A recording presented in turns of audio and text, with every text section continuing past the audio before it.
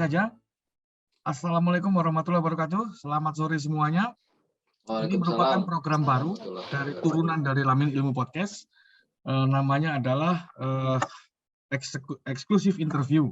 Ini untuk mengakomodir ketika podcast yang harus di studio, tapi dalam beberapa kesempatan pengembangannya ternyata nggak cukup hanya di studio, kan nggak mungkin juga kita boyong studionya, dan nggak mungkin juga menghadirkan orang dalam waktu bersamaan di situasi secara offline. Nah, akhirnya muncullah yang namanya program eksklusif interview. Eksklusif interview ini nanti juga akan menjadi bagian dari YouTube official punya Fakultas Hukum.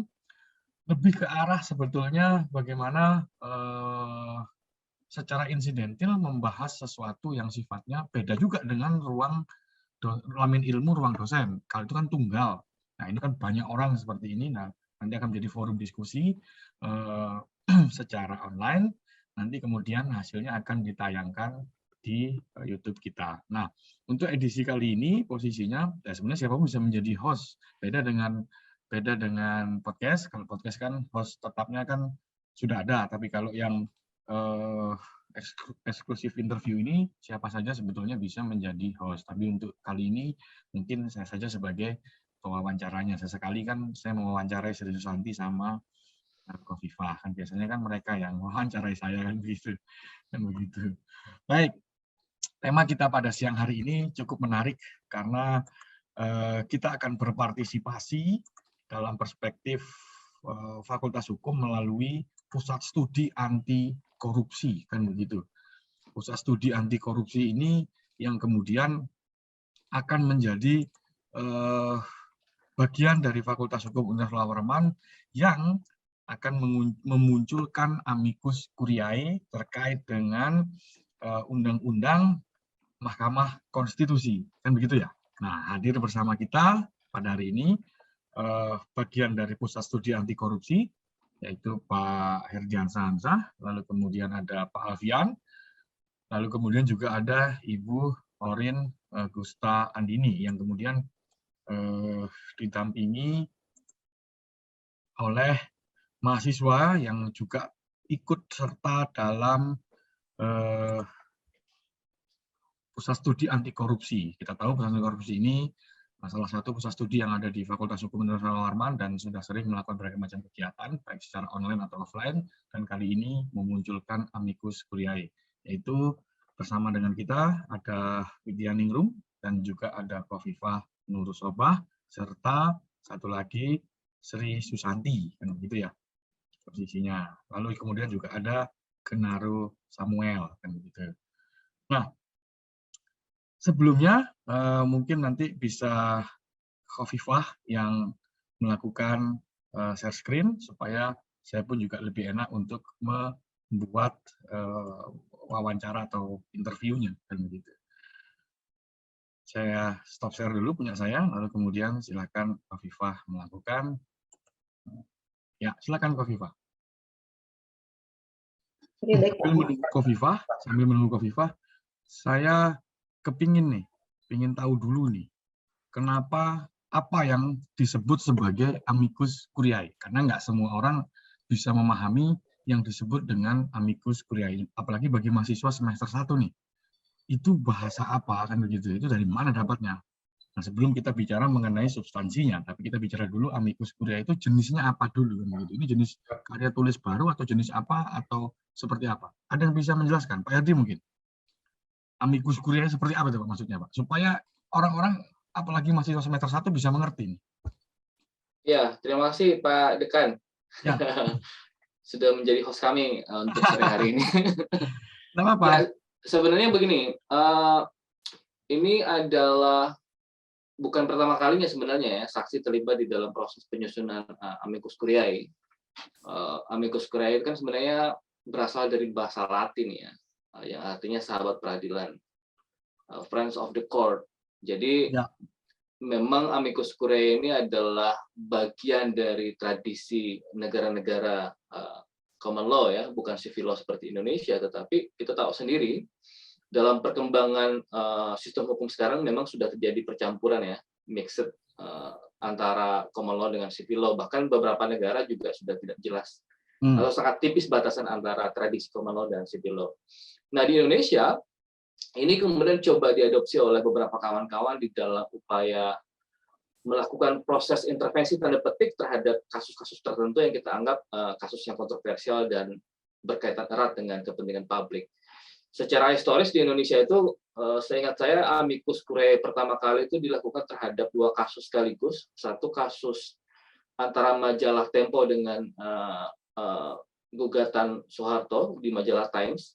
Kemudian yang kedua kasus Upi Asmaradana, satu jurnalis di Makassar, yang kemudian juga sempat mendapatkan upaya tanda petik kriminalisasi. Nah, teman-teman di civil society kemudian mencoba melakukan suatu proses intervensi tanda petik atau memberikan pendapatnya terhadap 2 kasus tersebut. Ini adalah 2 kasus pertama kali kemudian model amicus curiae yang kemudian coba dilakukan oleh beberapa kawan-kawan, terutama di kalangan civil society. Nah, saksi sendiri sebenarnya mengambil posisi terlibat di dalam upaya memberikan pandangan melalui amicus curiae ini terhadap terhadap perkara yang sedang diujikan di Mahkamah Konstitusi, ya, perkara perubahan Undang-Undang MK, yang kemudian kita anggap itu ada problem di dalamnya. Tidak hanya sekedar problem hukum, tetapi juga ada problem atau irisan dengan politik. Nanti akan diuraikan satu persatu oleh kawan-kawan, mulai dari soal politik hukumnya seperti apa, termasuk juga beberapa substansi yang kita anggap memang menjadi problem ketika perubahan Undang-Undang MK ini kemudian diundangkan oleh pemerintah dan DPR. Sebagai contoh misalnya begini, Pak Mahendra, ada dugaan kuat misalnya bahwa momentum perubahan Undang-Undang MK yang kemudian melahirkan Undang-Undang 7 2020 yang merupakan perubahan dari Undang-Undang 24 tahun 2003 tentang MK, yang kita anggap punya irisan yang kuat dengan kepentingan atau tawar-menawar kepentingan antara DPR, pemerintah, dan MK sendiri. Di sana ada misalnya soal batasan usia, kemudian masa jabatan hakim, yang kita anggap memang itu seolah-olah seperti menyandrah Mahkamah Konstitusi untuk kemudian coba tawar-menawar dengan case-case tertentu, baik yang sedang diuji oleh MK, undang-undang produk pemerintah dan DPR dalam hal ini, ya, baik yang sedang diuji oleh MK ataupun yang akan diuji oleh MK. Kita tahu sendiri, ya, momentum perubahan undang-undang MK ini bertepatan dengan undang-undang KPK, undang-undang Minerba, undang-undang Cipta Kerja dengan pendekatan omnibus kemarin yang baru borongan jadi ditanya nih, Pak, ya. Ya. Nah, itu ada kekhawatiran dalam kacamata politik hukum bahwa perubahan Undang-Undang MK ini semacam umpan yang diberikan kepada MK agar DPR dan pemerintah yang memang notabene berkepentingan untuk meloloskan atau mengamankan produk-produk hukum itu. Jadi barter nih maksudnya barter. Ya, semacam barter kepentingan antara pemerintah DPR yang mendorong beberapa undang-undang yang juga dengan proses yang sama dengan undang-undang perubahan yang bermasalah juga, yang kita anggap sebagai undang-undang cepat, fast track legislation yang kita anggap near partisipasi dan sebagainya itu, termasuk juga substansi yang bermasalah, yang memang pada saat yang bersamaan itu bukan kebetulan begitu, ya, itu berada di kanal pengujian di Mahkamah Konstitusi. Nah, itu yang kita anggap dalam kacamata politik hukum merupakan barter kepentingan yang memang kuat dugaan ke arah sana. Kira-kira begitu, Pak. Oke, baik. Berarti posisinya kalau kita lihat amicus curiae, berarti posisinya adalah situasinya yang berhubungan dengan bahwa ini sebenarnya bentuk intervensi terhadap situasi hukum yang sedang terjadi, dan ini biasa terjadi di lembaga-lembaga peradilan di negara-negara Anglo-Saxon, tetapi kan sudah percampuran dan kita pernah melakukan itu sebelumnya, kan begitu, ya? Betul. Di negara kita sendiri sebenarnya kalau kita baca baik-baik, ada beberapa ketentuan yang sebenarnya juga membuka ruang atau pintu masuk terhadap sahabat peradilan atau amicus curiae seperti ini, ya. Misalnya kalau kita baca di dalam Undang-Undang Kekuasaan Kehakiman yang 48/2009, di dalam ketentuan pasal 5 ayat 1 kan itu secara eksplisit menyebutkan bahwa ya hakim dan hakim konstitusi itu wajib menggali dan menjadikan pertimbangan serta rasa keadilan masyarakat sebagai bagian yang tidak terpisahkan dari upaya menggali nilai-nilai dalam proses pengadilan itu. Jadi amicus curiae itu semacam pertimbangan-pertimbangan dari baik perseorangan, kelompok keahlian dan lain sebagainya yang juga tidak boleh dinafikan oleh hakim-hakim yang sedang menyidangkan atau sedang memutus satu perkara. Jadi itu yang menjadi dasar bagi kami sebenarnya kenapa amicus curiae ini juga coba kami lakukan dalam konteks pengujian perkara undang-undang MK ini. Kira-kira begitu, Pak. Oke. Berarti siapapun sebetulnya boleh ya melakukan amicus curiae kan begitu ya. Betul, betul. Apalagi kalau menurut saya bahkan bagi kita lembaga pendidikan justru hukumnya wajib kan begitu. Betul, betul, Pak. Hukumnya malah wajib, apalagi sudah punya legal standing, ada diperbolehkan oleh undang-undang juga memperbolehkan, dan itu menjadi bagian dari tugas dari perguruan tinggi sebagai bagian dari perguruan tinggi untuk selalu memberikan analisa-analisa akademiknya terkait dengan persoalan-persoalan yang terjadi kan begitu ya. Betul, Pak. Jadi Oke. kami menganggap ini adalah bagian dari tugas dan tanggung jawab akademik kami juga di Pusat Studi Anti Korupsi atau Saksi yang memang berkewajiban memberikan pandangan-pandangan atau uraian tertentu terkait dengan satu perkara yang sedang berlangsung baik di Mahkamah Konstitusi ataupun di bawah kekuasaan kehakiman di bawah Mahkamah Agung. Kira-kira begitu, Pak. Oke, sip, luar biasa. Nah, sebelum ke substansi, ini berapa lama nyusunnya nih, amicus curiae ini? Berapa lama ya? Berapa lama nyusunnya nih? Bu Orin, berapa lama ya? Kawan-kawan kemarin berapa lama? Kurang lebih 10 hari lah. Iya, sangat sebentar. 10 hari ya? Iya. Oh, nyusun sama-sama gitu ya? Bagi-bagi tugas, Pak. Oke. Ya, penyusunan dokumennya kurang lebih 10 hari, tetapi proses pendiskusian kami dengan beberapa kawan-kawan yang lain di Kode Inisiatif dan kawan-kawan. Kami ada koalisi sebenarnya, Pak. Jadi saksi itu tergabung dalam salah satu koalisi menggugat undang-undang MK itu, yang sebenarnya meskipun memang penyusunan dokumennya kurang lebih 10 hari, yang disusun oleh kawan-kawan secara bersama-sama, tetapi prosesnya juga sudah cukup panjang ya, dari 2021 awal ada pendiskusian, bahkan saksi sudah pernah memediasi atau mengorganisasi satu diskusi yang juga menyangkut substansi dari gugatan kawan-kawan di Mahkamah Konstitusi yang terkait dengan perubahan undang-undang MK itu. Ya, karena ini bukan barang baru sebetulnya kan ya? Betul, betul. Perubahan undang-undang MK ini kan bukan barang baru, bukan yang minggu lalu baru dilakukan, tapi sudah sejak bersamaan dengan kekisruhan peraturan perundang-undangan kita beberapa waktu yang lalu. Betul. Kan begitu. Dan ini dilakukan bersama dengan mahasiswa ya, luar biasa sekali. Ada Widya Ningrum, ada Khofifah, ada Sri Susanti, dan juga ada Genaro Samuel yang membantu menyusun amicus curiae ini. Oke. Latar belakang selain tadi yang dijelaskan oleh Pak Herdiansah tadi, latar belakang penyusunan amicus curiae ini posisinya adalah kegelisahan terhadap adanya kemungkinan terjadinya kemungkinan dugaan terjadinya barter kepentingan, karena undang-undang yang bermasalah berada di tangan MA dan MK pada saat ini, lalu kemudian maksudnya oleh DPR, lalu kemudian diberikan kesempatan untuk MK untuk merevisi undang-undangnya sendiri kan begitu posisinya. Barter kepentingan ini yang terjadi. Kira-kira sampai sejauh mana barter kepentingan itu betul-betul dugaan barter kepentingan itu terjadi gitu, sehingga latar belakang dari amicus curiae ini muncul posisinya. Soal barter kepentingan ini.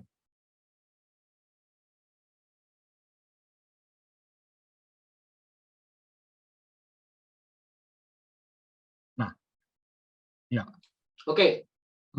Kawan-kawan yang lain, udah begini, Pak. Bukan tudingan ya, bukan tudingan, tapi semacam analisis, dan itu memang rasional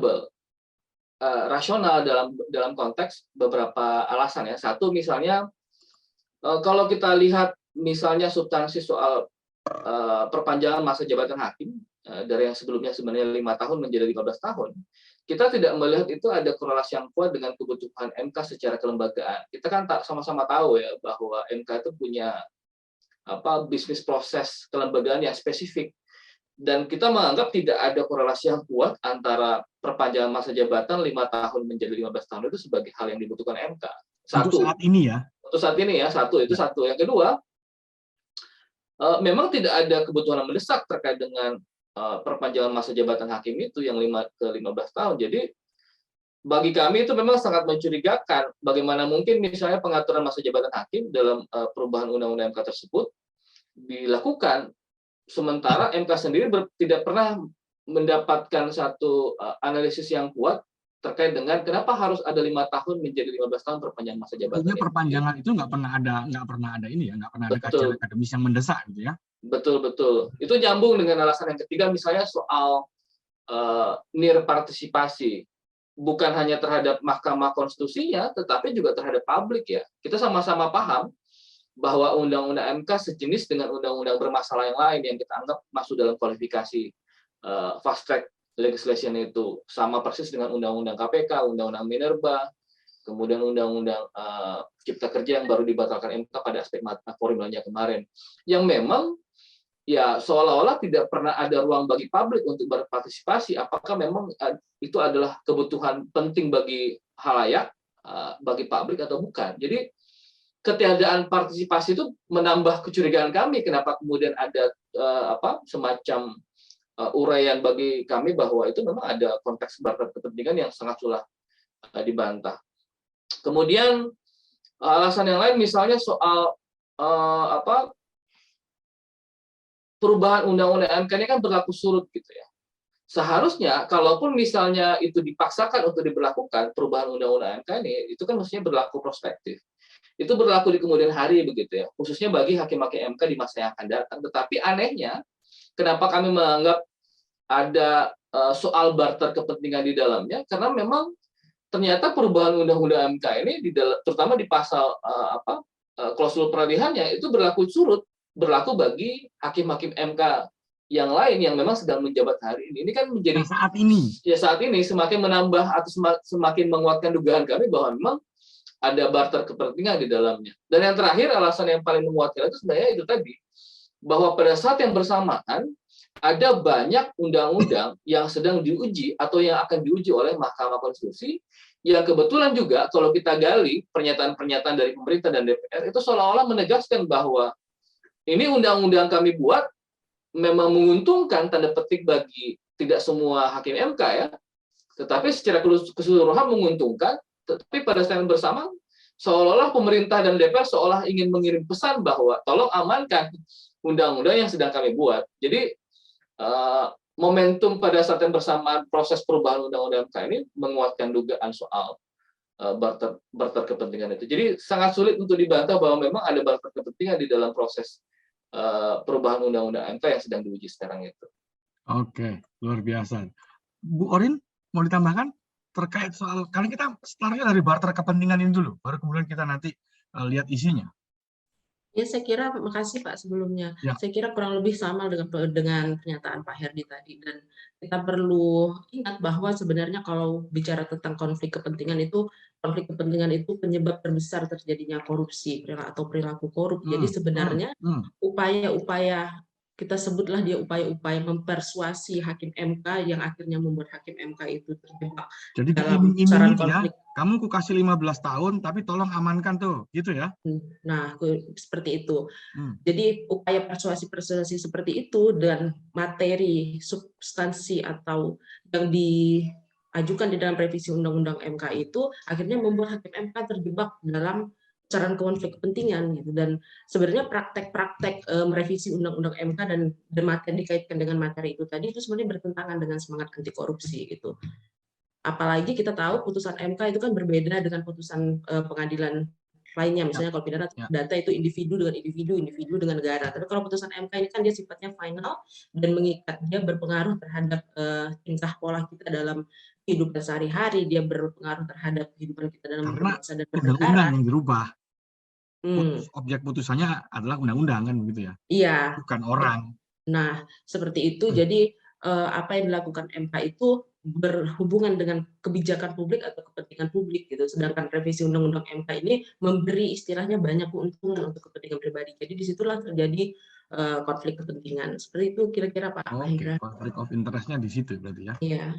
Mbak Kofifah yang selaku operatornya ini kan punya kesempatan berbicara juga nih. Konflik kepentingan dulu nih. kepentingan ya. Nah, sebenarnya Bapak itu bisa dilihat juga Bapak dari tahap perencanaannya. Kan dalam penyusunan undang-undang tuh awalnya dari tahap perencanaan dulu ya. Dari tahap perencanaannya aja sudah terlihat agak kejanggalan. Dimana kan kalau misalnya tahap perencanaan sebuah undang-undang harus ada program legislasi nasional. Nah, sebenarnya undang-undang itu bisa untuk men-skip bahasanya, skip bahasa kerennya gitu, program legislasi nasional. Nah, tetapi dalam kategori misalnya dalam keadaan yang benar-benar undang-undang ini harus digarap nih, harus penting banget nih. Tapi kan undang-undang MK ini bukanlah suatu undang-undang yang saat ini punya kepentingan banget nih, maksudnya dalam suatu keadaan tertentu. Nah, maka dari itu sangat disayangkan dalam perencanaannya mereka men-skip program legislasi nasional. Nah, secara tidak langsung juga mereka itu tidak mengindahkan pasal 23 nomor 15 tahun 2019 tentang perubahan atas Undang-Undang nomor 12 tahun 2011 tentang pembentukan peraturan perundang-undangan. Itu sih Pak kalau dari saya sebagai selaku mahasiswi hukum tata negara. Gitu. Wah, luar biasa ya. Jadi apa namanya, ininya kajiannya bukan hanya soal pidana nih ya, tapi soal pembentukan peraturan perundang-undangan dari teman-teman tata negara gitu ya. Pusat studi anti korupsi ini memang isinya bukan hanya orang-orang pidana, tapi juga orang-orang campuran dari berbagai macam cabang ilmu hukum ya, tata negara ada, pidana ada, kan begitu ya, kan begitu. Pak Alfian, ada komentar soal ini, soal konflik kepentingan ini sebagai pintu masuk untuk keluarnya amicus curiae ini? Pak Alfian? Wah, Pak Alfian kayaknya sholat asar kayaknya. Oke, kita lanjutkan ke berikutnya. Sustri Susanti nanti komentarnya setelah ini ya. Karena saya lihat itu Susanti udah mau komentar tuh. Tapi nggak apa-apa. Nanti semua mendapatkan giliran. Kofifa coba naik ke atas dulu. Coba ke poin yang pertama. Oke. Pokok-pokok argumentasi. Tadi mungkin sudah dijelaskan sedikit sama Pak Herdiansah Hamzah. Posisinya terkait dengan munculnya amicus curiae ini selain konflik kepentingan, lalu kemudian muncul pokok-pokok argumentasinya politik, hukum, undang-undang MK. Apakah memang saat ini ada kajian yang mendesak atau ada pasal-pasal yang sangat mendesak sehingga undang-undang MK itu perlu diubah? Selain soal masa jabatan tadi memang nggak ada. Kalau di pasal-pasal lainnya ada nggak kira-kira? Sehingga perlu dilakukan perubahan atas undang-undang MK yang sekarang.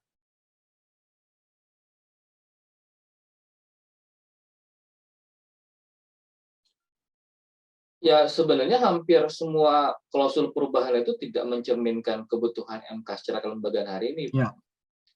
Saya ambil contoh perbandingan gitu ya. Kalau kemudian soal masa jabatan dan syarat minimal umur itu dianggap penting, sebenarnya kalau kita mau komparasikan justru yang lebih penting adalah misalnya soal komposisi 9 hakim Mahkamah Konstitusi ya. Kalau berbagai macam kasus yang masuk, karena bukan hanya soal perubahan, karena bukan hanya soal perkara pengujian undang-undang saja, PU saja yang kemudian menjadi tanggung jawab MK. Soal pilkada misalnya yang menjadi domain MK sampai sekarang karena di dalam undang-undang pemilihan 10/2016 juga kendati pun mewajibkan adanya pembentukan peradilan khusus pilkada pemilu, tetapi juga belum dilakukan, akhirnya MK juga yang ngambil, sengketa pemilu juga, sengketa hasil pemilu juga MK yang ngambil. Jadi beratnya beban penyelesaian perkara di MK itu seolah-olah menjadikan solusi terhadap masa jabatan, kemudian syarat minimal umur itu tidak relevan, tidak connect sama sekali. Kenapa misalnya bukan soal penambahan jumlah hakim MK kalau memang itu yang dikeluhkan soal beban perkara yang masuk ke MK adalah perkara serius, maka kenapa bukan itu yang diusulkan atau yang diperdebatkan atau yang didiskusikan misalnya, sebagai contoh saja. Atau kalau kemudian soal batasan usia yang jadi problem, justru penambahan usia MK yang sebelumnya 47 menjadi 55 misalnya, itu justru membuat tidak relevan dengan beban perkara yang semakin bertubuh di MK, karena pada prinsipnya secara fisik mestinya kemampuan menangani perkara itu juga mesti ditunjang dengan fisik yang memadai dong harusnya. Jadi penambahan usia itu justru usia berarti ya, semakin tua ya semakin tua semakin minim atau semakin berkurang daya fisiknya untuk menangani perkara yang memang perkara-perkara yang bisa dikatakan adalah perkara-perkara yang serius, butuh daya pikir yang memadai. Kira-kira begitu, Pak. Oke. Yang lainnya terkait dengan apakah memang kan sudah dirubah nih posisinya nih. Apakah memang diperlukan perubahan ketiganya itu secara substansi? Atau memang nggak perlu? Pak Alfian? Iya, halo Pak. Apakah halo. suara saya kedengaran Pak? Kedengaran, sip. Oh ya, siap Pak. Menyambung terkait hadirnya amikus ini, ya saya kira memang ini sangat diperlukan ya. Melihat ada beberapa perubahan yang kemudian dibuat oleh wakil-wakil kita di Senayan sana, ya seperti yang dibahasakan oleh Pak Herdi sebelumnya ya, yakni misalnya ya ketua dan wakil ketua wakil ketua MK ternyata ya menjabat selama 5 tahun begitu. Dari yang sebelumnya hanya 2 tahun 6 bulan. Kemudian yang kedua itu syarat usia minimal juga kemudian adalah 55 tahun dan maksimal 70 tahun begitu. Nah, sebenarnya kalau saya membaca beberapa opini atau argumentasi dari hakimnya sendiri, ya mereka juga sebenarnya berpendapat ya misalnya seperti Pak Saldi ya, mengungkap bahwa ya ternyata hadirnya undang-undang tersebut ternyata merupakan menjadi perdebatan yang luar biasa begitu, di mana ya ternyata dia berada pada posisi yang tidak diuntungkan, di posisi diuntungkan, tetapi dia malah banyak kena bully begitu ya, dan sebenarnya dia sendiri tidak diuntungkan sepakat tapi malah kena bully ya, gara-gara undang-undang itu gitu. Nah, karena dia sebenarnya adalah salah satu hakim termuda posisinya saat ini. Nah, sehingga kalau itu kemudian diperpanjang, itu kan menguntungkan, secara tidak langsung menguntungkan gitu. Nah, dan dia bisa memanfaatkan waktu itu dengan maksimal seperti itu. Nah, itu salah satu. Tapi beliau sendiri sebenarnya kurang menyepakati dengan diperpanjangnya masa jabatan tersebut. Seperti itu. Oke. Mbak Sri Susanti. Ya, Mbak Sri Susanti. Kira-kira memang perlu nggak perubahan ketiga kemarin tuh? Secara substansial. Ya itu ya sama seperti pembahasan sebelumnya sih Bapak, tidak ada landasan yang jelas gitu. Tidak ada kegentingan yang memaksa yang membuat harus berubah gitu ya. Dan tidak pernah dijelaskan secara rinci gitu, secara sosiologis, filosofis, dan yuridis terkait kenapa sih ini tuh harus disahkan seperti itu. Itu sih yang mungkin menjadi pokok utama kenapa akhirnya kita mengangkat hal ini seperti itu, Bapak. Oke. Widya? Mbak Widya? Iya, Pak. Jadi sama seperti kawan-kawan yang lain juga, bahwa sebenarnya revisi Undang-Undang MK ini dikatakan bahwa belum ada urgensi gitu untuk melakukan revisi ketiga ini, karena di tengah masa pandemi juga seperti kita tahu semua itu pada ya Pak? Iya terus. Oh iya Pak. Jadi semuanya tuh kan fokusnya pada masalah pandemi COVID-19 seperti saat ini gitu. Jadi justru itu kan semua orang fokus pada pandemi. Nah, iya. Gitu. Iya makanya itu kan Pak. Jadi tidak seharusnya dilakukan saat tidak terlalu fokus pada pandemi gitu. Jadi secara dilakukannya belum terlalu penting ataupun urgent gitu dilakukan terkait dengan revisi Undang-Undang MK gitu Pak. Karena pasal-pasalnya pun yang diubah pun juga nggak terlalu. Iya, benar Pak. Menurut pandangan Widya begitu ya? Iya Pak. Berpengaruh terhadap kelembagaan kan begitu? Benar sekali Pak. Oke. Baik. Kofifah, turunkan lagi. Kita coba bahas satu persatu ini, pokok-pokok argumentasinya. Oke, tadi konflik kepentingan udah ya. Konflik kepentingan karena posisinya bisa diduga minim partisipasi. Nah ya, minim partisipasi. Tadi Kofifah juga menjelaskan tadi ya. Saya pun juga nggak pernah tahu tiba-tiba ini langsung revisi yang ketiga, perubahan ketiga terhadap Undang-Undang MK. Minim apa konsekuensi hukum dari minim partisipasi dalam pembentukan hukum, baik secara formil ataupun secara substansi. Apakah ada konsekuensi hukumnya? Apakah ada akibat hukumnya dari perspektif minim partisipasi ini? Misalnya gara-gara minim partisipasi sehingga harus dibatalkan kan begitu. Konsekuensinya apa kira-kira dari minim partisipasi ini? Ya, kawan-kawan. Pak Erdi? Ya, tadi sudah disinggung oleh Pak Maha ya, konsekuensi sebagaimana yang kita saksikan atau kita lihat pemberitaan minggu kemarin ya, bagaimana kemudian Undang-Undang Cipta Kerja dengan pendekatan omnibus. Tapi kan masih ngambang. Ya, yang betul-betul mengabaikan titik atau urat nadi pembentukan undang-undang itu dalam konteks partisipasi masyarakat itu pada akhirnya kan harus dibatalkan. Meskipun kemudian masih ada perdebatan ya, tapi setidak-tidaknya pada aspek formil karena konsekuensi partisipasi ini kan linear dengan aspek formilnya.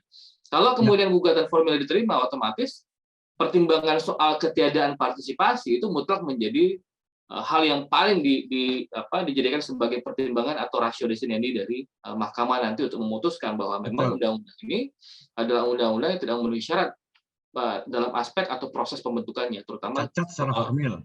Betul, partisipasi itu.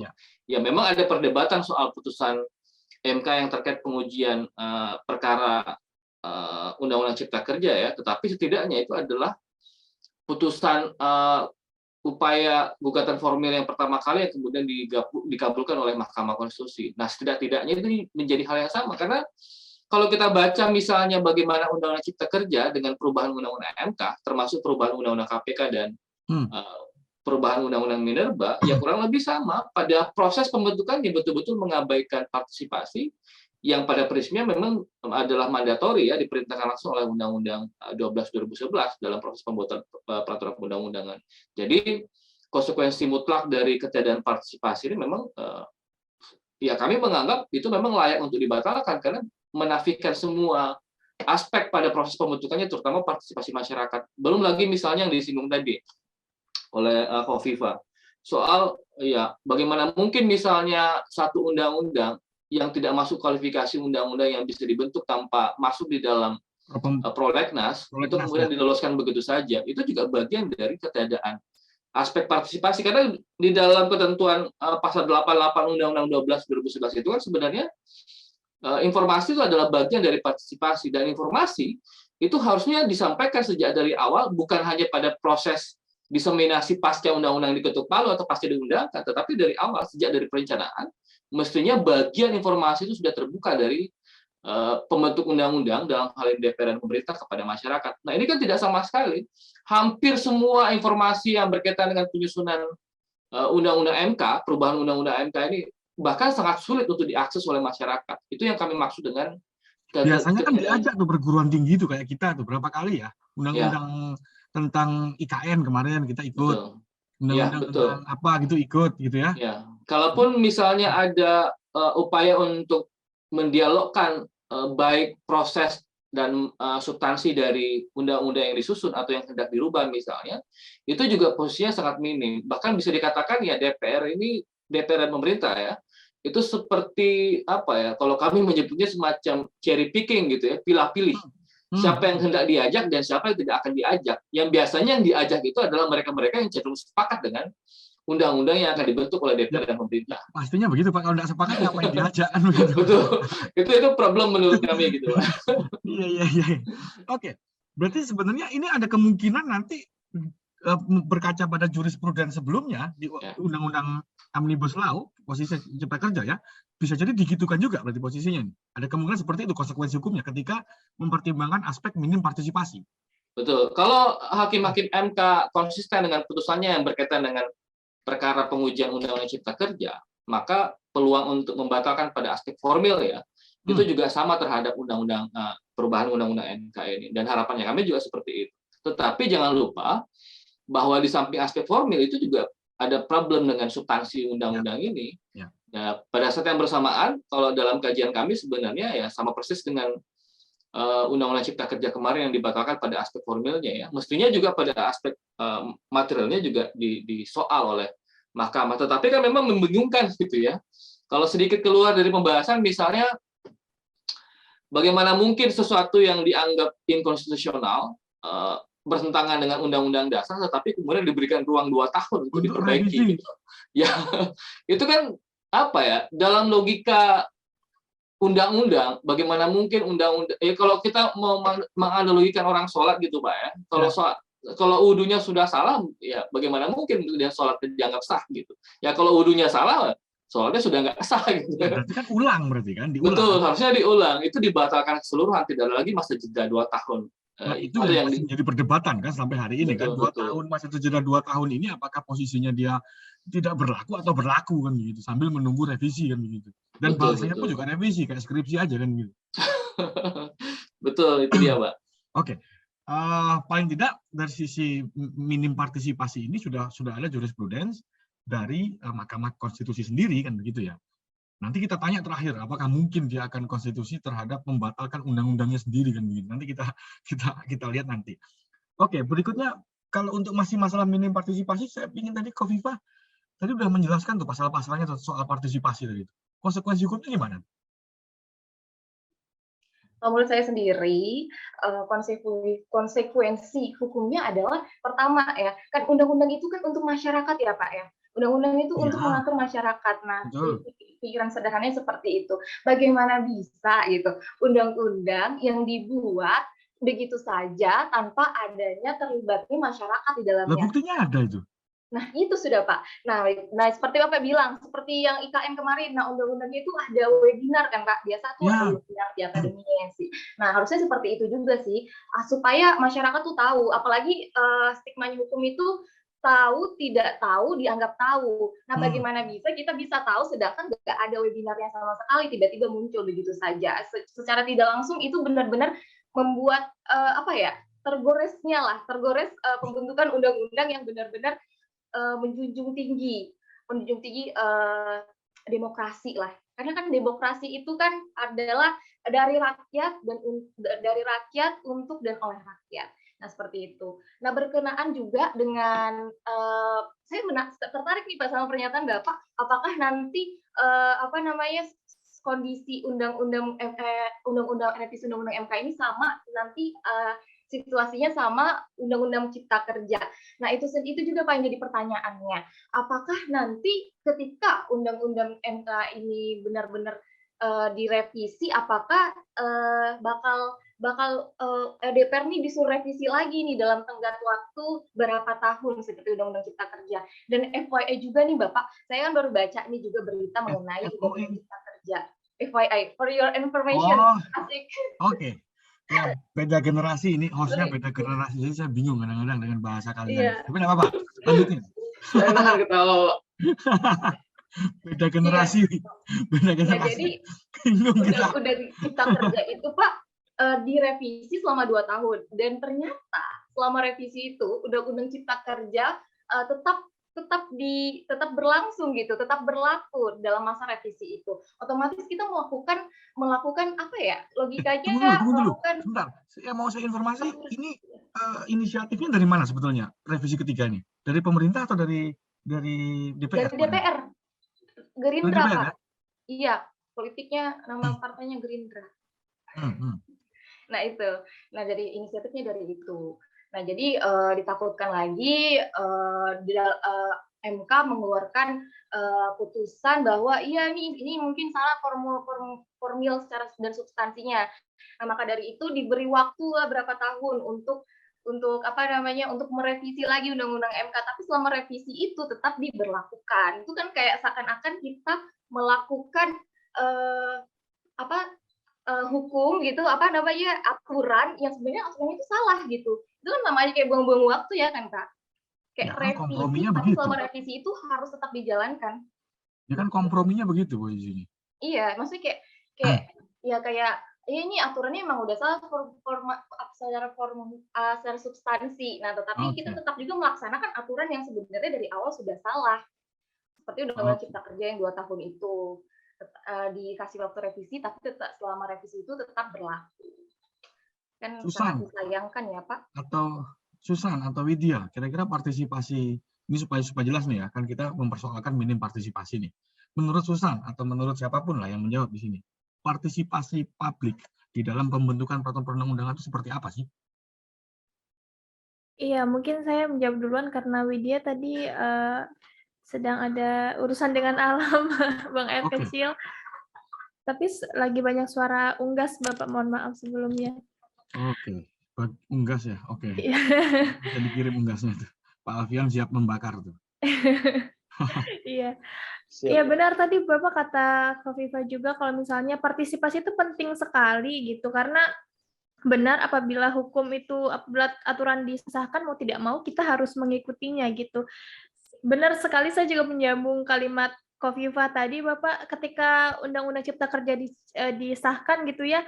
Kita yang mahasiswa hukum pasti kayak sering sekali nih apa sedikit-sedikit analisis terkait Undang Cipta Kerja, sedikit-sedikit analisis. Ternyata saat ini ternyata dia inkonstitusional gitu. Jadi kayak mikir analisis kita ini untuk apa gitu ya. Kadang tuh jadi hal itu tuh Untuk juga. bikin tugas lah paling enggak.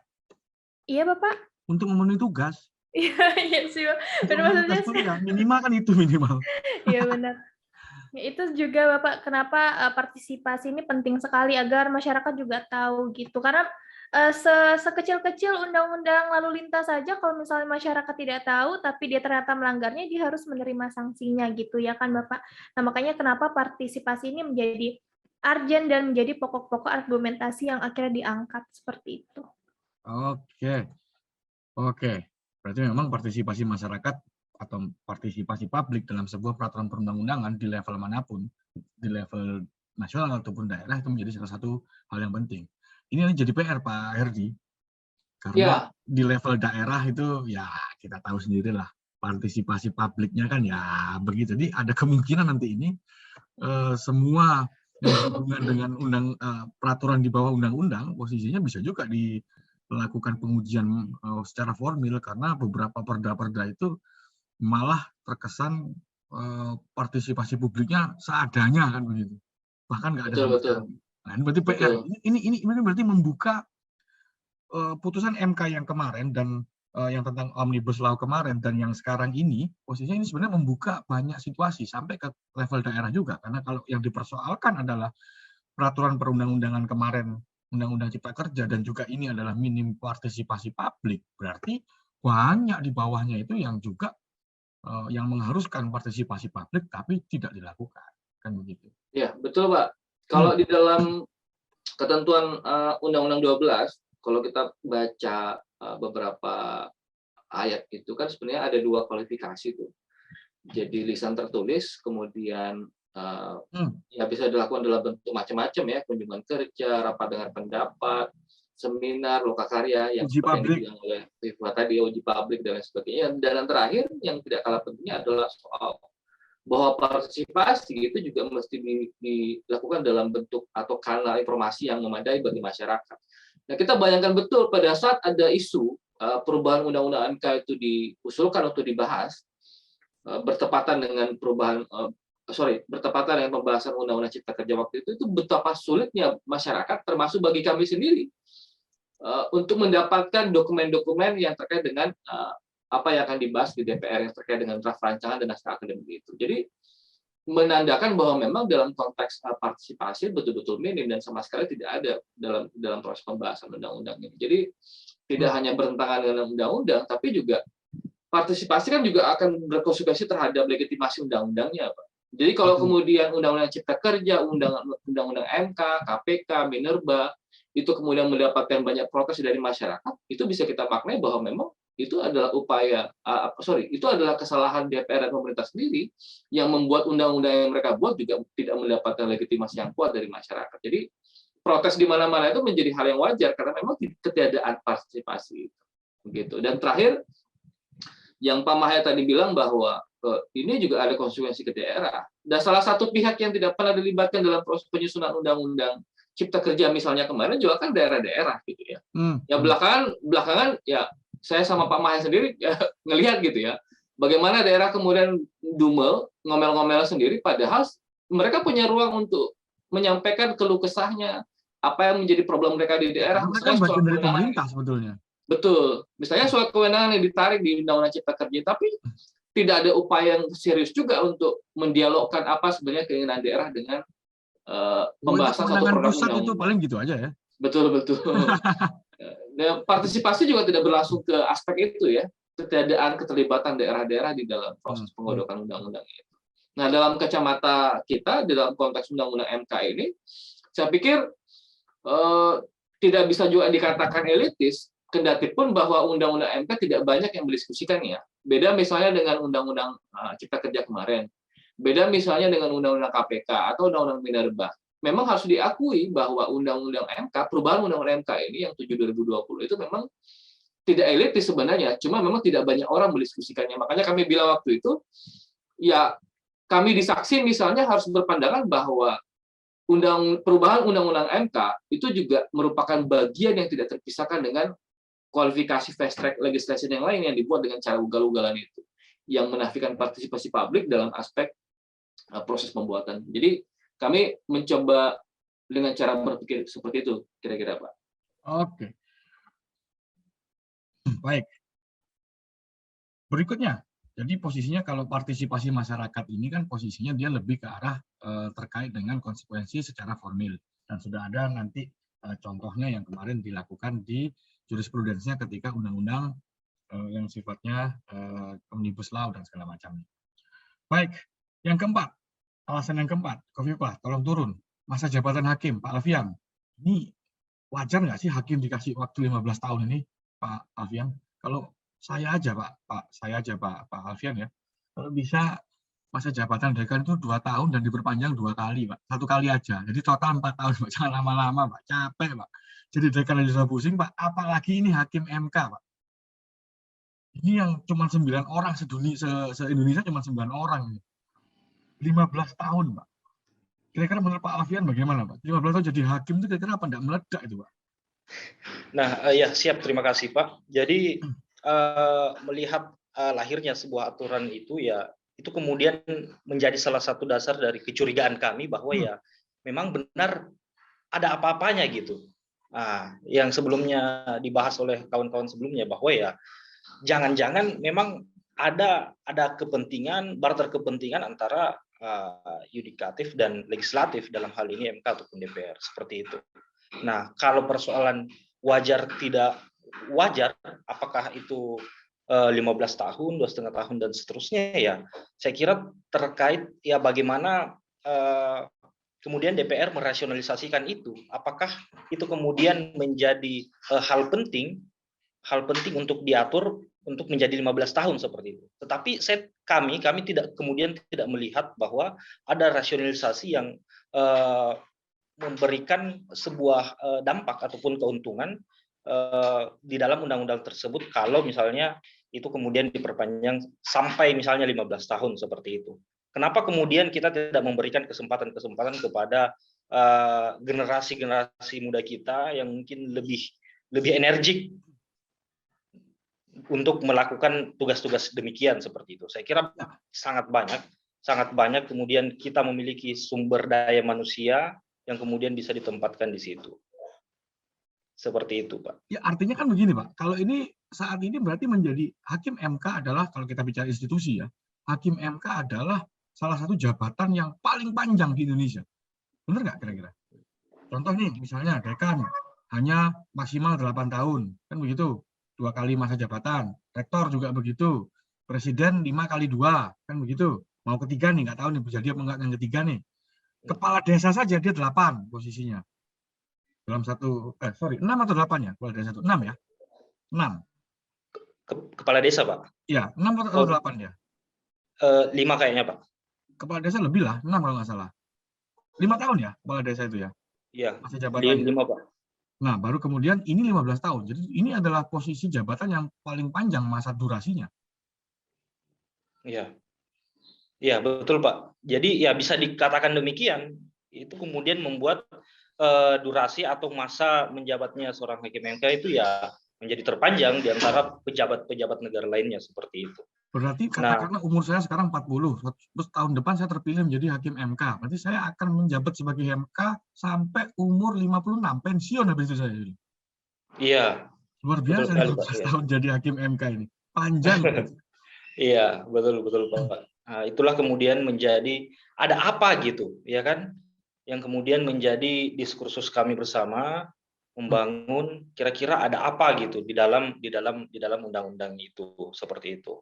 Dan saya kira kami tidak melihat ada rasionalisasi yang bisa dibangun oleh DPR dalam pembentukan undang-undang tersebut. Kenapa kemudian bisa diperpanjang 15 tahun seperti itu. Bu Orin, saya pernah dengar tuh, semakin lama seseorang menjabat, semakin besar pula dia akan melakukan berbagai macam hal-hal yang menyimpang dari jabatannya itu sendiri. Karena terlalu lama dia menjabat dan keenakan, lalu kemudian dia yang awalnya orang baik bisa terjerumus juga. Karena terlalu lamanya dia menjabat dalam sebuah jabatan. Kira-kira gimana Bu Orin? Betul nggak kayak gitu? Potensinya besar nggak kira-kira kalau 15 tahun menjabat sebagai hakim MK yang cuma 9 orang di Indonesia? Baik, makasih pertanyaannya Pak Ya. Mahendra. Kami kira kurang lebih sama lah Pak. Kalau saya kira sepakat sama pernyataan Bapak tadi. Dan kalau secara sederhana bisa kita analogikan aja. Misalnya kalau hakim yang bukan hakim MK, yang peradilan biasa itu, kita tahu harus ada mutasi. Selama beberapa periode harus dimutasi. Dan kenapa hal itu terjadi? Supaya tidak terbangun jejaring atau tidak terbangun. Itu dia. Ya, tidak terbangun jejaring. Sip. Oke. Jejaring, sehingga muncul konflik kepentingan, godaan-godaan dan sebagainya. Makanya setiap periode itu harus dimutasi-mutasi. Saya kira kurang lebih sebenarnya pola itu harusnya terjadi juga di MK. Dan selama ini memang terjadi karena kan ada periodenya. Tapi kalau kemudian periode itu diperpanjang, saya kira akan banyak sekali konflik-konflik kepentingan atau kepentingan-kepentingan yang diboncengi oleh orang-orang yang mencoba menitipkan kepentingan itu pada hakim MK. Dan kalau kita membaca naskah akademik dalam revisi Undang-Undang MK ini, sebenarnya tidak tampak yang sangat-sangat substantif kecuali soal independensi dan profesionalitas. Tapi sebenarnya perpanjangan masa jabatan dari 5 tahun ke 15 tahun itu juga tidak relevan sebagai jalan keluar dari mencari independensi dan profesionalitas itu. Karena kalau memang mau seperti itu yang dicari sejak awal, memang yang harus diperbaharui atau diperbaiki adalah sejak dari proses rekrutmennya. Itu kira-kira Pak. Ya, sejarah membuktikan dimanapun semakin lama berkuasa semakin pusing juga dia, nanti pasti akan terjerumus ke hal-hal yang negatif. Orang baik seperti Pak Alfian tahun ke-5 masih bagus, tahun ke-6 ketika jejaringnya sudah mulai banyak, mulai nih aneh-aneh kan begitu ya. Kemungkinan seperti itu kan, tahun ke-7 tambah aneh-aneh. Di tahun ke-12 sudah dia menjadi mengakar di situ posisinya kan begitu ya. Widya, soal jabatan 15 tahun menurut Widya? Untuk menurut saya sendiri Pak, bahwa sama seperti yang lainnya, terkait dengan masa jabatan ini menjadi suatu hal yang ditakutkan membuat terjadinya konflik gitu Pak, kepentingan yang dilakukan oleh berbagai macam pihak gitu. Kemudian perpanjangan masa jabatan 15 tahun ini pun dilakukan mulai dari tidak adanya landasan filosofi ataupun yuridis dan sosiologis tentang pentingnya terkait dengan penambahan masa jabatan ini Pak. Nah, perpanjangan masa jabatan ini juga tidak memiliki kolerasi yang kuat dengan kebutuhan untuk memperkuat MK secara kelembagaan, sehingga perpanjangan 15 tahun ini menjadi sulit untuk dipahami bagaimana sih dasarnya kenapa ada terjadinya perpanjangan masa jabatan ini. Nah, kemudian perpanjangan masa jabatan pun juga tidak ataupun belum menjadi suatu hal yang mendesak untuk dilakukan saat ini gitu Pak. Bahkan mungkin nggak mendesak juga sampai kapanpun. Iya Pak. Cukup aja 5 tahun, jangan banyak-banyak, jangan berkuasa lama-lama. Jangan memiliki, saya ini orang yang memegang prinsip jangan lama-lama memegang eksklusivitas. Kita akan keblinger posisinya. Karena saya sudah, hitungan saya berapa lama ya, punya eksklusivitas di fakultas itu kan. Ini yang tantangan terbesar saya adalah menjaga eksklusivitas yang saya pegang ini. Supaya nggak tergoda dengan hal-hal yang aneh-aneh. Terhitung mulai 2012 sampai sekarang 2021 posisinya, saya selalu dalam posisi lingkaran di posisi menjabat sesuatu, dan godaan yang paling kuat terhadap saya itu adalah bagaimana saya memanfaatkan kekuasaan yang saya punya untuk hal yang aneh-aneh. Ya itu tadi, karena saya sudah lama sekali di sini, sudah paham seluk-beluknya, dan posisinya bisa saja menyelewengkan sesuatu, menggunakan sesuatu yang jatuhnya malah jauh dari nilai-nilai pemerintahan yang baik. Ya kan itu tadi, karena terlalu lama saya berkuasa, posisinya begitu. Nah, mungkin itu juga bisa menjadi salah satu bahan ya, lama-lama berkuasa itu bukannya enak, tapi godanya semakin besar. Ya. Ada dugaan lain juga Pak sebenarnya. satu poin tambahan gitu. Ada juga misalnya kawan-kawan yang berpandangan bahwa penambahan masa jabatan 5 ke 15 tahun itu maksimal 70 tahun juga berkaitan erat dengan kepentingan politik elektoral di 2024. Nah, jadi otomatis 9 hakim MK yang sekarang itu pasti masuk dalam kualifikasi itu dong sampai 2024.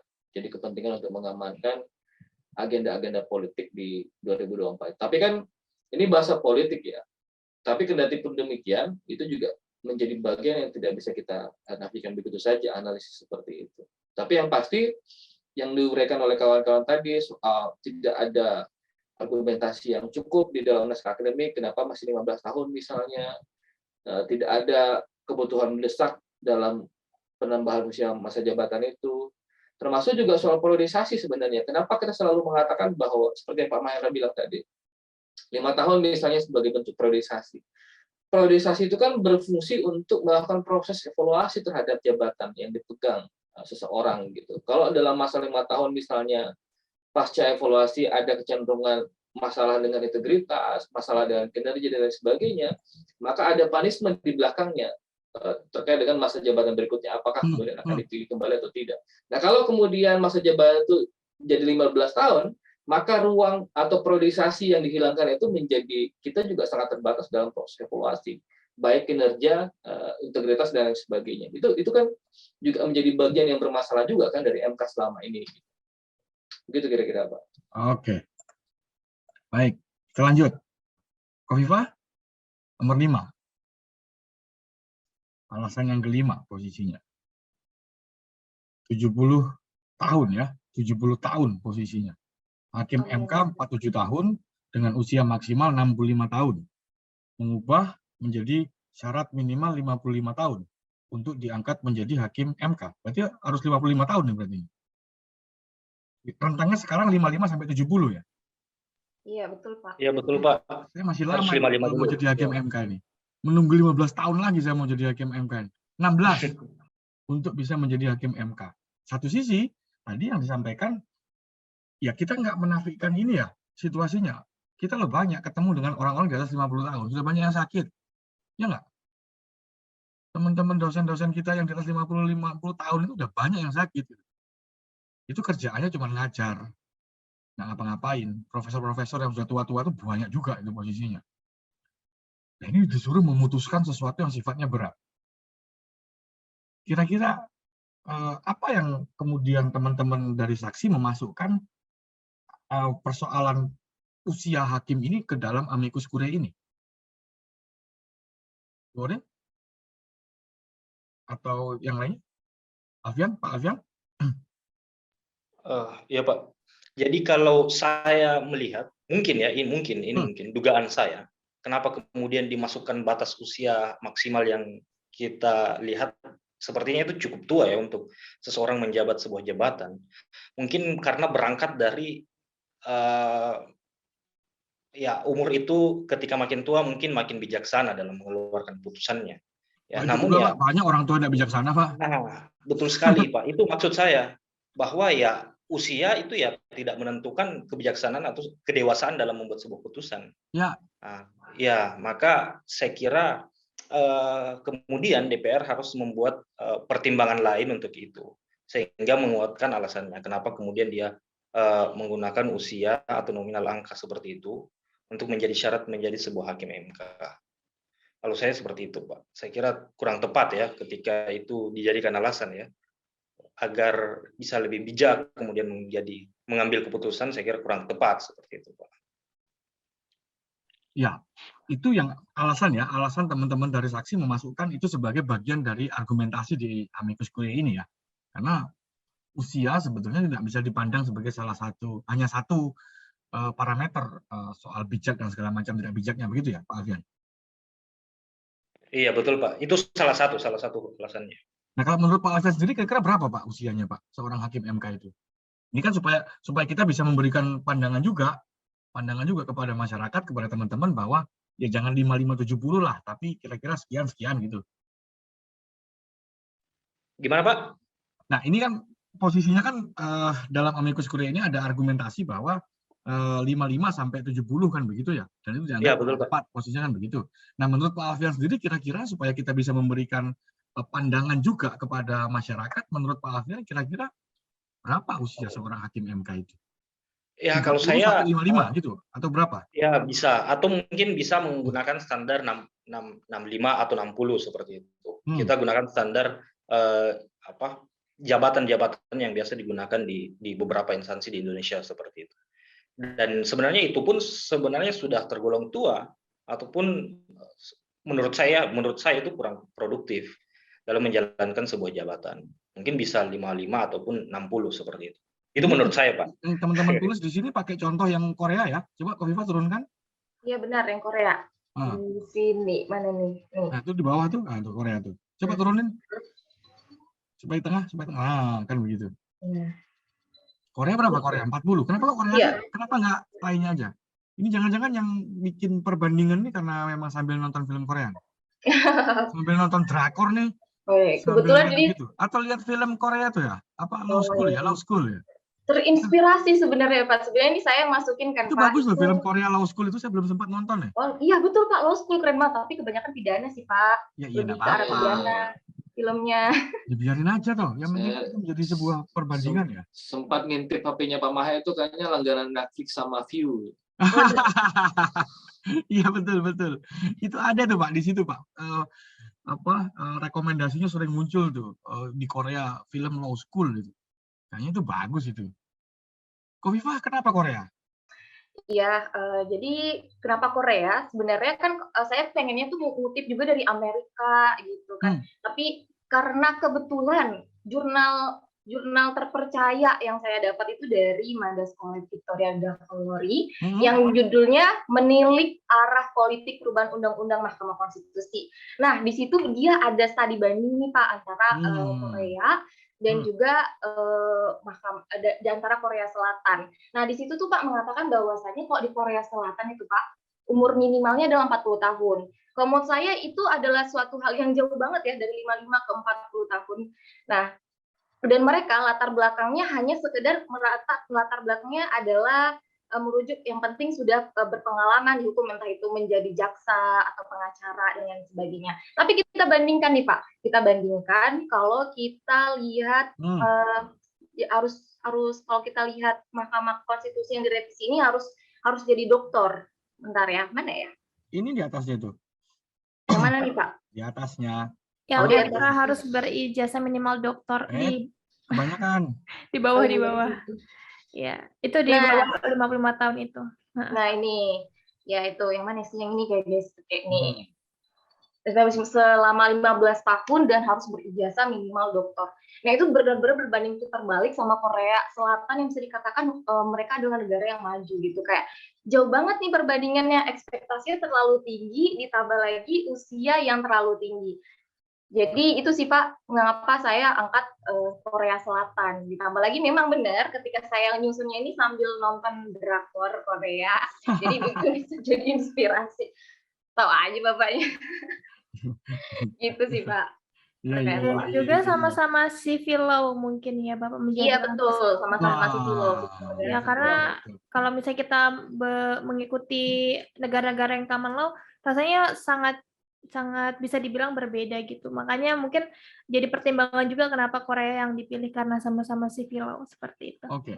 Dalam perspektif ini kita bisa sepakat ya bahwa sebetulnya yang tadi Pak Alfian sampaikan bahwa nggak semuanya posisinya itu ditentukan oleh kematangan, ditentukan oleh usia kan begitu ya. Nggak selalu seperti itu. Toh banyak juga orang-orang yang di usia 40, Pak Herdi itu 40 tuh posisinya itu memiliki tingkat kedewasaan yang cukup tinggi juga kan begitu. Cuman belum dokter aja dia.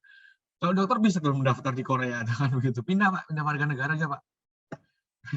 Kita pindah ke Korea Selatan Pak. Saya pindah ke Korea Utara Pak. Begitu. Ya. Ya, usia 40 itu memang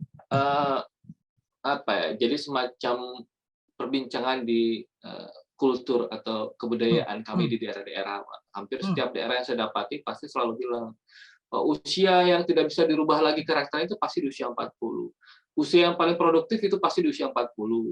Usia yang paling bisa berpikir visioner ke depan itu pasti di usia 40. Tapi sebenarnya Peak performance ya kira-kira ya. ya, untuk menjawab apakah memang ada korelasi yang kuat antara wisdom, kebijaksanaan dengan usia itu memang bukan menjadi domain kita ya, tetapi setidak-tidaknya apa yang dikutip oleh Hovifa dengan perbandingan di Korea Selatan misalnya itu juga menjadi bagian penting di dalam argumentasi ini.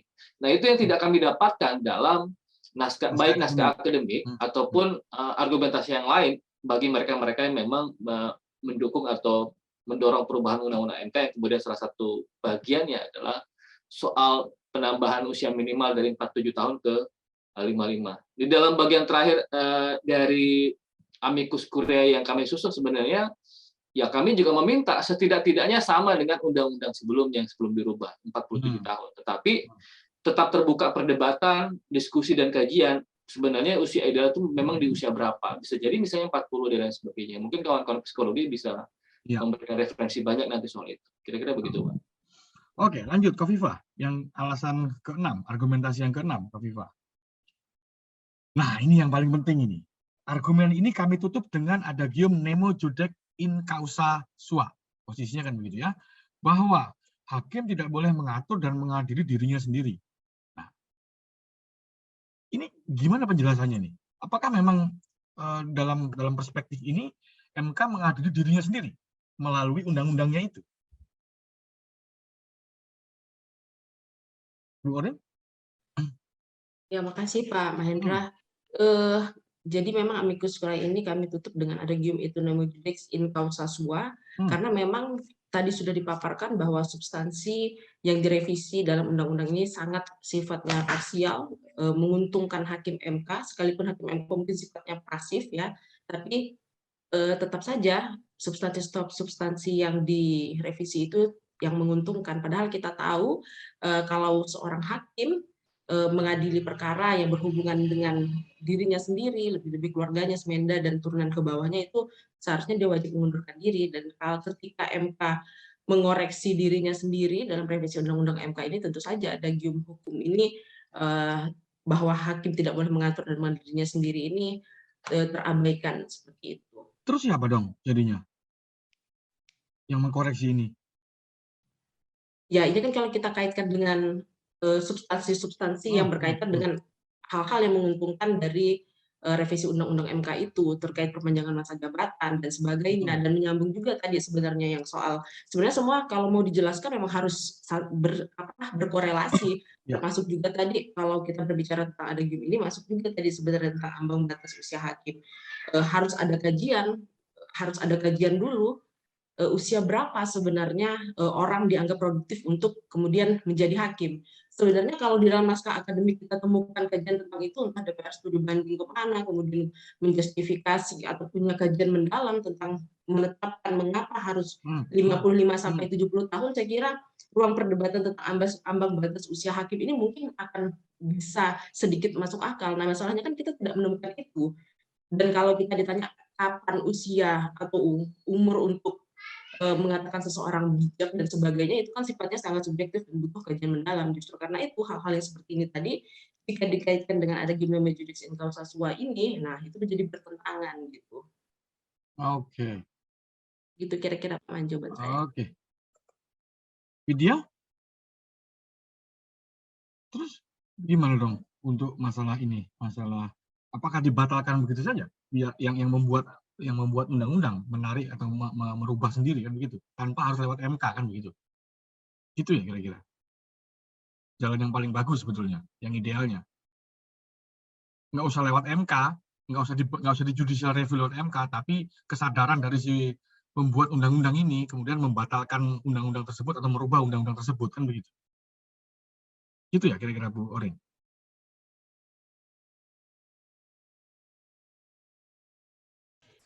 Iya Pak, seharusnya ya seperti itu tadi yang saya jelaskan, harus ada kajian terlebih dahulu secara mendalam seperti apa sehingga menutup kemungkinan, karena hal-hal yang kita susun di sini atau kita yang menjadi pembelaan dari kita ini kan dugaan konflik kepentingan, tentang minim partisipasi, tentang ambang batas usia hakim, semuanya berkaitan dengan individu hakim sendiri gitu, hakim di MK sendiri. Memang kalau diuji ya memang harus diuji di Mahkamah Konstitusi karena sesuai kewenangannya undang-undang terhadap undang-undang dasar. Tapi kan kembali lagi bahwa hal-hal yang dipermasalahkan di sini adalah bukan hal-hal yang sebenarnya mendesak untuk dilakukan revisi. Kenapa tidak merevisi hal-hal yang lain seperti misalnya kalau pegiat hukum acara konstitusi misalnya itu sudah banyak kajian yang menyatakan bahwa seharusnya yang diperbarui ya tentang hukum acara Mahkamah Konstitusinya, bagaimana tata cara beracara di MK dan sebagainya. Itu lebih penting ya. Iya Pak.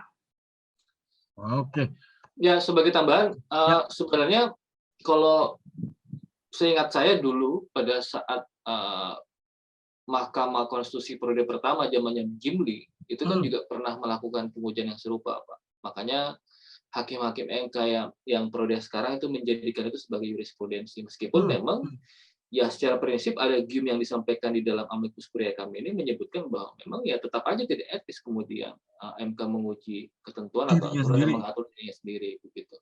Nah tapi ada ruang sebenarnya untuk memperdebatkan itu ke depannya, tetapi kan ini berlaku ius constituendum untuk ke depannya gitu ya. Misalnya kita bisa mendiskusikan secara lebih detail contoh seperti Perancis gitu ya. Kalau di sana kan memang mengenal istilah judicial preview gitu ya.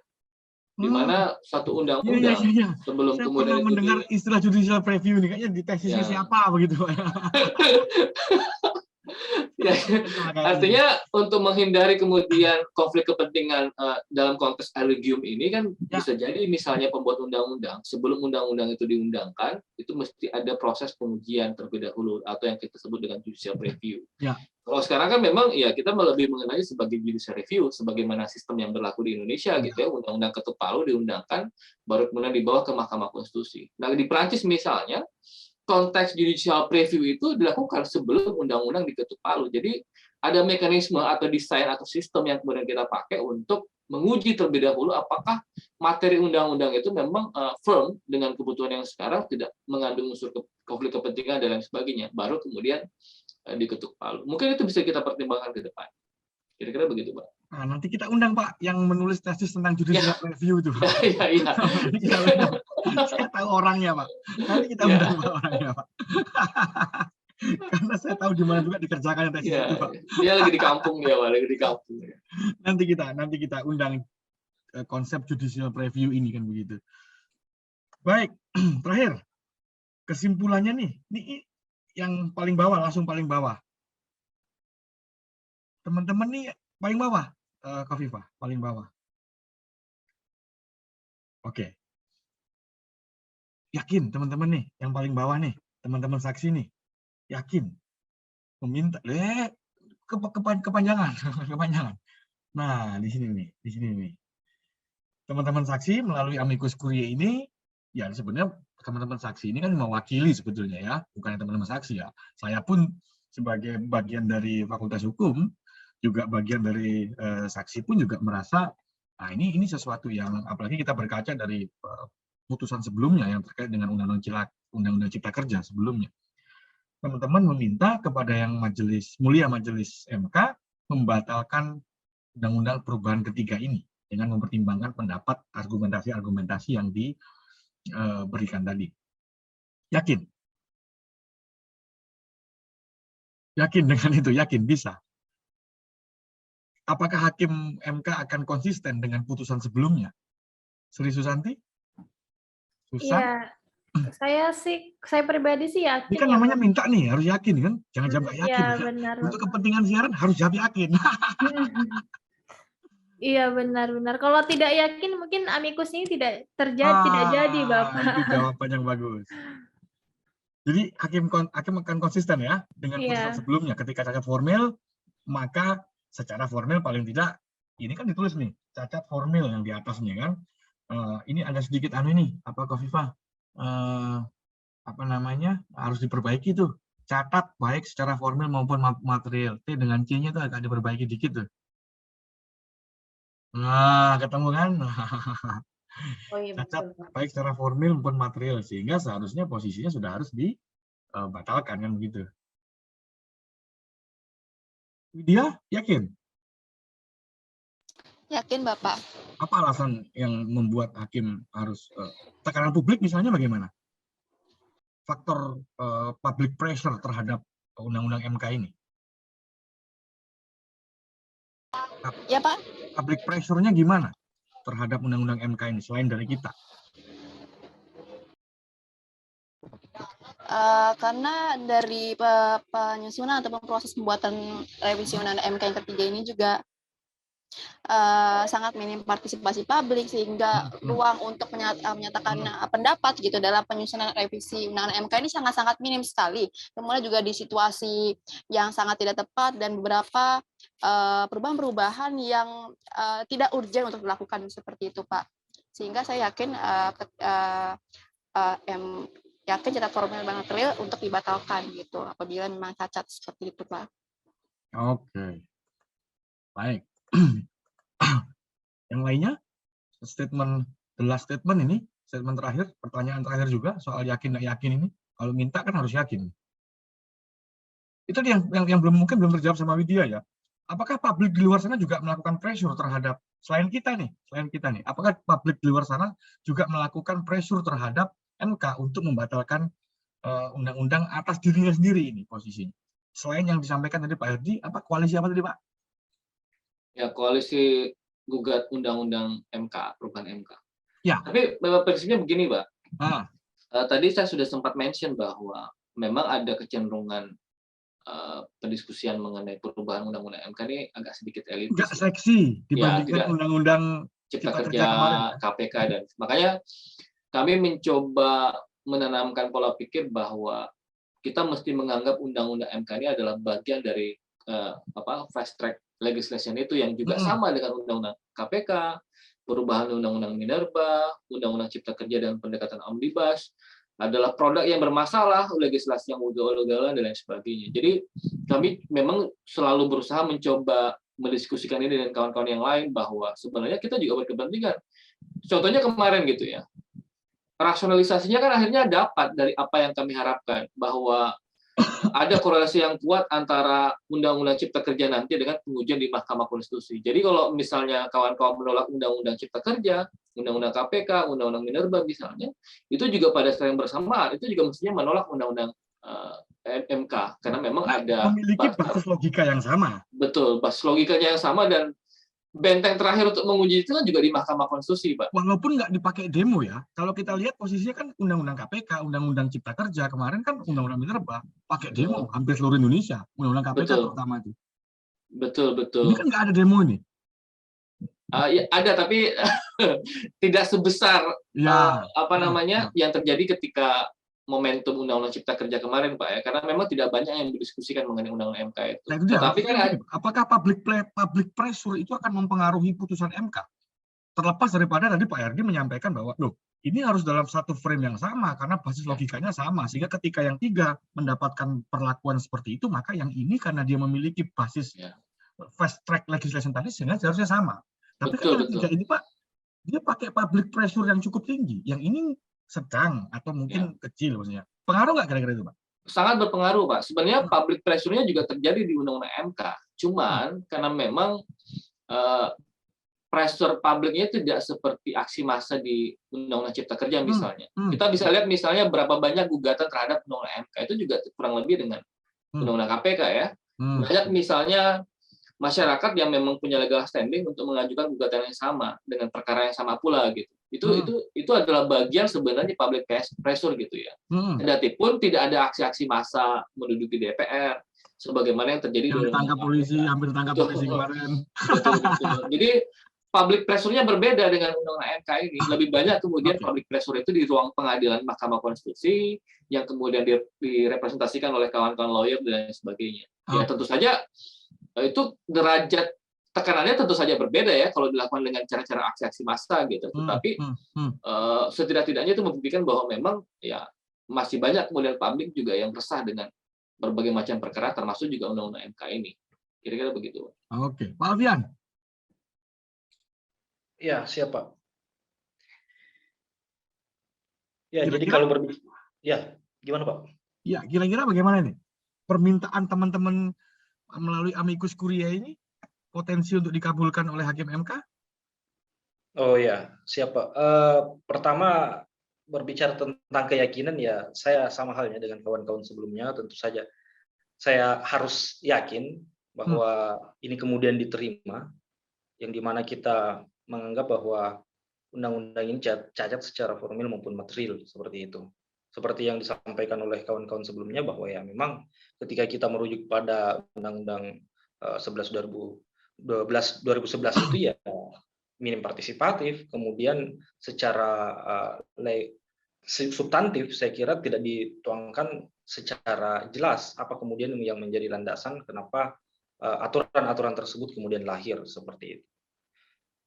Dan ya selanjutnya ketika berbicara terkait pressure, ada dari publik tentu saja, dari masyarakat, dari koalisi dan juga akademisi, ya saya kira itu sangat mempengaruhi. Dan satu lagi, saya kira media ya, ada CNN dan media lokal lainnya, kemudian juga sudah memblow up perkara ini, dan saya kira itu salah satu pressure yang cukup besar ya, mengingat ya media adalah salah satu pilar demokrasi di negara kita. Dan saya kira itu sangat-sangat membantu ya, terkait bagaimana kemudian putusan yang akan dikeluarkan oleh pihak MK. Oke, luar biasa. Bu Orin? Ya, saya kira kurang lebih sama Pak, dan semoga kita ini kan bagian dari ikhtiar kita membuat amikus curiae ini. Jadi semoga Hakim MK konsisten dengan putusan yang sudah ada sebelumnya, dan semoga apa yang dilakukan saksi ini semoga bisa membantu dan bermanfaat gitu. Oke, sekaligus membuka pintu jalan Pak. Mudah-mudahan lahir banyak amikus curiae yang lain dari kawan-kawan di fakultas. Oh ya, itu harus Pak. Harus itu Pak posisinya, itu harus posisinya.